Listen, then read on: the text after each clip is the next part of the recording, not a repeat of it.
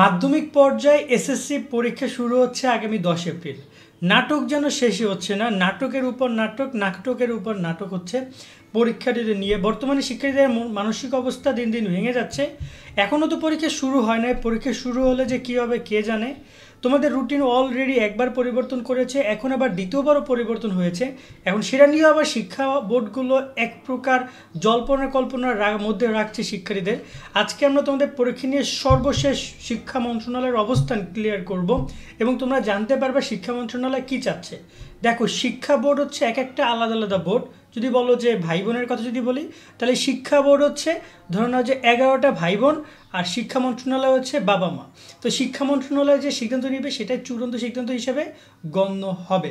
এখন ইতিমধ্যে Chittagong board routine পরিবর্তন করেছে, তোমাদের সে ভিডিও যারা দেখো না দেখে নিও। চট্টগ্রাম বোর্ড কিন্তু গণিত পরীক্ষা পিছিয়ে নিছে, অন্যান্য বোর্ডগুলো এখনও নোটিশ প্রকাশ করেনি। তাহলে কি অন্যান্য বোর্ড রুটিন পরিবর্তন করবে না? শোনো, যখন 19 তারিখে তোমাদের বাংলা দ্বিতীয় পত্র পরীক্ষা পিছিয়ে যায়, সেখানে কিন্তু তাদের হেডলাইন ছিল সকল বোর্ডের পরীক্ষা পিছিয়ে গেছে, এমনটাই কথা হয়েছিল। কিন্তু এখন হুট করে শুধু চট্টগ্রাম বোর্ড তাদের গণিত পরীক্ষা পিছিয়ে নিয়েছে, বাকি বোর্ডগুলো একদম চুপচাপ আছে, তারা কোনো কিছু জানে না, একদম সাধু। বিষয়টা অনেক শিক্ষার্থীকে কনফিউশনের জায়গাটা তৈরি করছে। এই জায়গায় কি করতে যাচ্ছে শিক্ষা মন্ত্রণালয়? আগে বোঝো 20 তারিখের পরীক্ষা কেন পরিবর্তন করার কথা হচ্ছিল, গণিত পরীক্ষা কেন পিছিয়ে যাবে, এ ব্যাপারটা কেন তোমাদের তো জানো। এই বিষয় নিয়ে কিন্তু আমরা অলরেডি ভিডিও করেছি। আমরা কিন্তু নিয়মিত সব আপডেটগুলো যখন পাই তাৎক্ষণিক দেওয়ার চেষ্টা করি। যেমন কালকে রাতে 10টার সময় আমি রুটিন দেখছি, 10টা 30-এ তোমাদের রুটিনের ভিডিও আপলোড অলরেডি। এটা প্রায় 10-15 হাজার স্টুডেন্ট দেখেছে, সামনে আরও দেখবে। তা আমরা যখন যেটা পাই আপডেট দিয়ে দিই। এই জন্য আমাদের সাথে সাবস্ক্রাইব করে বেল আইকন বাজিয়ে রাখবা, অল নোটিফিকেশনটা। এতে করে ভিডিও আপলোড করার নোটিফিকেশন তুমি সবসময়ের জন্য পাবা আপলোড করার সাথে সাথে। আর লাইক দাও না, লাইক দিয়ে রাখো। তো কেন শিক্ষা মন্ত্রণালয় পরীক্ষার রুটিন 20 তারিখেরটা পরিবর্তন করতে চাচ্ছে? সেটা হচ্ছে যে 20 তারিখে খ্রিস্টান ধর্মাবলম্বী যে সকল শিক্ষা প্রতিষ্ঠান বা শিক্ষার্থী রয়েছে বা ধর্মীয় মানুষ রয়েছে, তাদের ইস্টার সানডে নামে একটা অনুষ্ঠান রয়েছে। এখন বলছে ওই একই দিনে পরীক্ষা বা শিক্ষার্থীরা, কারণ খ্রিস্টান শিক্ষার্থী কিন্তু কম না, প্রায় 51টা স্কুল আছে খ্রিস্টান ধর্মাবলম্বীদের পরিচালিত, তোমরা জানো, মিশনারি স্কুল। আরও অনেক স্কুল রয়েছে তাদের নিয়ন্ত্রিত, প্রায় 100-র উপর টোটাল স্কুল থাকতে পারে। সেখানে প্রায় যদি ধরি না, আমরা যদি 100 জন করে ধরি, তাও কিন্তু দেখা যায় 10,000 স্টুডেন্ট তাদের দিকের হয়ে যায় তাদের স্কুলের বা খ্রিস্টান ধর্মাবলম্বী। তো এই জায়গায় 20 লাখ শিক্ষার্থীর মধ্যে 10,000 15,000 যে খ্রিস্টান ধর্মের হবে না, সেটা কিন্তু অস্বাভাবিক না। ওরা থাকতেই পারে, তারা থাকতে পারে। সেক্ষেত্রে তাদের জন্য মূলত রুটিন পরিবর্তনের কথাটা এসেছিল, যে রুটিন পরিবর্তন করতে। এখন সমস্যা হয়ে গেছে, নতুন যে সরকার, তারা আসলে তাদের কাছে সবাই দাবি তুলতে পারে। এরা কিন্তু গত বছর এরকম কোনো দাবি শিক্ষা মন্ত্রণালয়ের কাছে তুলতে পারে না, কারণ সবাই শিক্ষা মন্ত্রণালয়ে ভয় পাইতো। এবার পাহাড়ি ছাত্র সংগঠন আন্দোলন করেছে, পাহাড়ি ছাত্র সংগঠনের দাবি মেনে 13 তারিখে বাংলা পরীক্ষা পিছিয়ে নিছে তারা।